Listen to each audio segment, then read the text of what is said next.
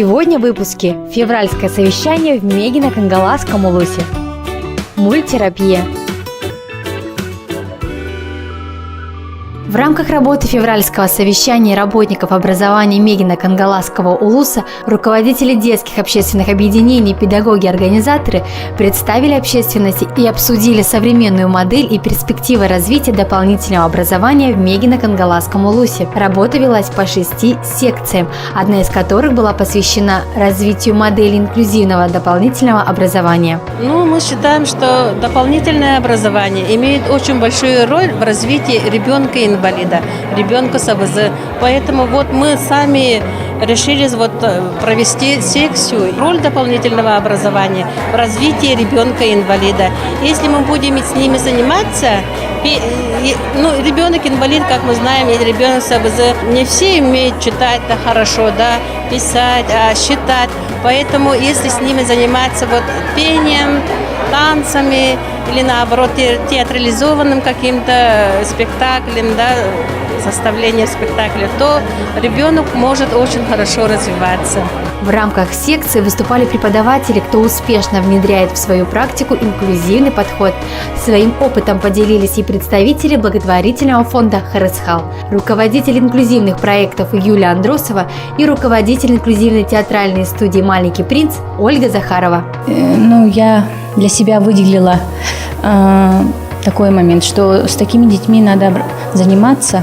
И как нам рекомендуют заниматься как развивать их личность, их какие-то способности, и привлекают учителей дополнительного образования, чтобы они делали упор на дополнительное образование.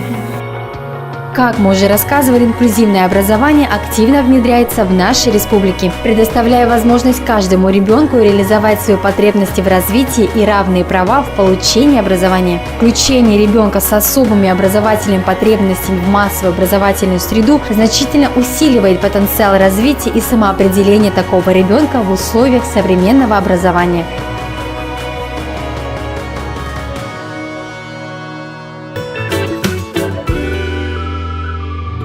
У многих детей есть свои особенности. Находясь вместе в инклюзивном детском саду или школе, дети учатся принимать и развивать способности друг друга. И если учитель помогает им в этом, то особенности становятся преимуществами. Дети должны учиться вместе. Узнайте больше на сайте perspektiva-inva.ru. Все дети любят смотреть мультфильмы, а некоторые еще и умеют их создавать. Как оказалось, это процесс не менее увлекательный и весьма полезный. Метод мульттерапии считается успешным для самых разных категорий особых детей. Аниме означает душа. Создание анимационного или мультипликационного фильма – это и работа по одушевлению персонажей, и работа души автора. Делать мультик любой может сделать, но под этим кроется очень много таких, скажем, секретов, под созданием этого мультика. Поэтому мы время семейной нашей школы «Ласточка» всегда делаем мультики. И в этом проекте, с самого первого дня мы начинаем с рассказа вообще, что такое мультики, и вообще как это создавать. Анимация включает в себя больше возможностей для реабилитации и социализации ребенка, чем любой другой вид арт-терапии. Дети, занимающиеся мультипликацией, обретают волю к преодолению жизненных трудностей, становятся более открытыми, что положительно влияет на их физическое состояние. Дети получают новые жизненные ориентиры, настраиваются на здоровье и радость. Это та, так скажем, методика, которая помогает быстрее реабилитировать детей.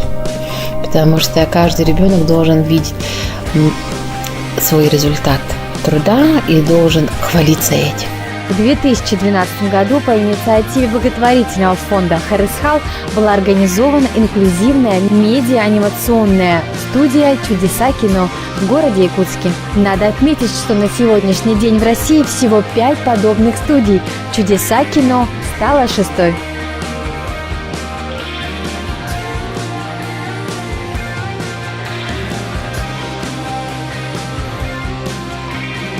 Работа над мультиком – это также процесс освоения новых технологий.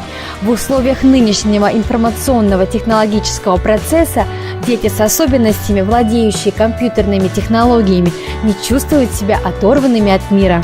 Привлекаем всех членов семьи, чтобы они все сообща этот фильм создан, да?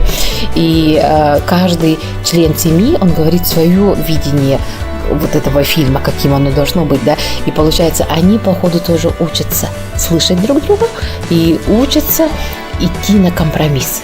Поэтому вроде под таким созданием мультика, это вот как просто как создание красоты, да, а вообще под ним кроется огромный терапевтический такой пласт работы именно родителей, педагогов, психологов, логопедов и так далее, и так далее. Создание мультфильма – это длительный процесс. Не каждому взрослому хватает терпения и усидчивости, чтобы совершить такую работу. Нужно быть целостной личностью. В создании мультипликационных проектов задействованы все виды искусств – рисование и шитье, лепка и моделирование, фотография и анимация, музыка и литературный жанр.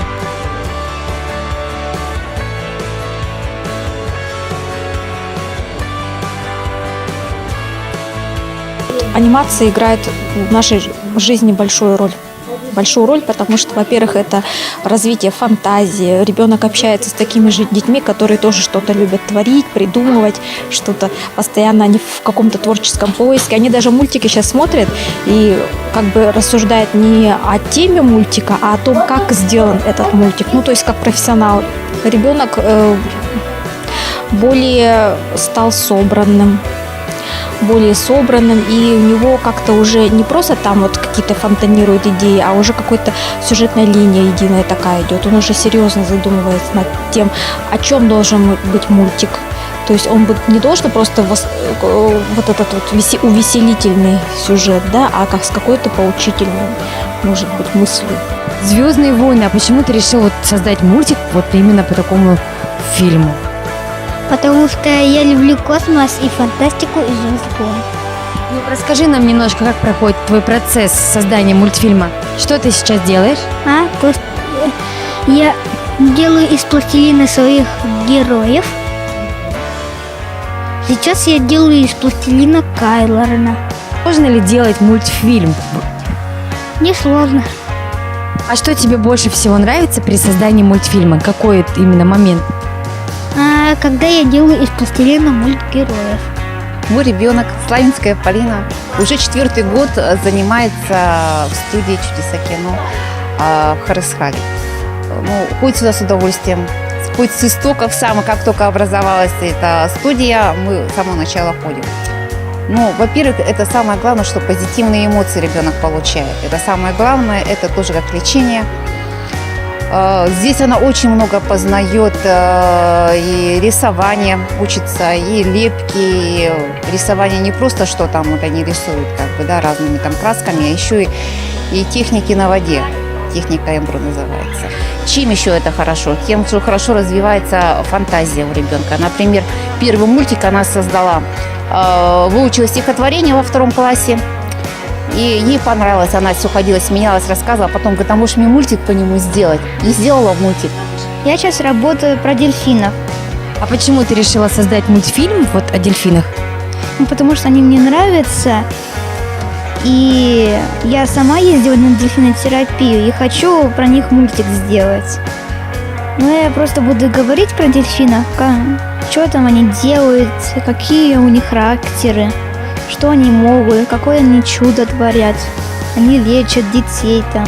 У меня 4 авторских мультика, 2 рисованных, 1 песочный, 1 пластилиновый. Участники студии «Чудеса кино» активно принимают участие в различных конкурсах и фестивалях, с удовольствием представляя свои мультфильмы на всеобщее обозрение. Вот то, что дальше их работа принимает участие в каких-то фестивалях, это вообще здорово. И то, что ребенок за это получает грамоту, какую-то награду, озвучили его имя, со сцены, это вообще здорово.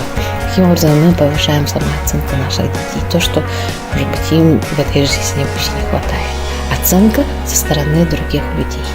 Создавая мультфильм, ребенок вместе с другими детьми и со взрослыми проходит весь путь от рождения идеи и написания сценария до того торжественного момента, когда он видит в титрах свое имя.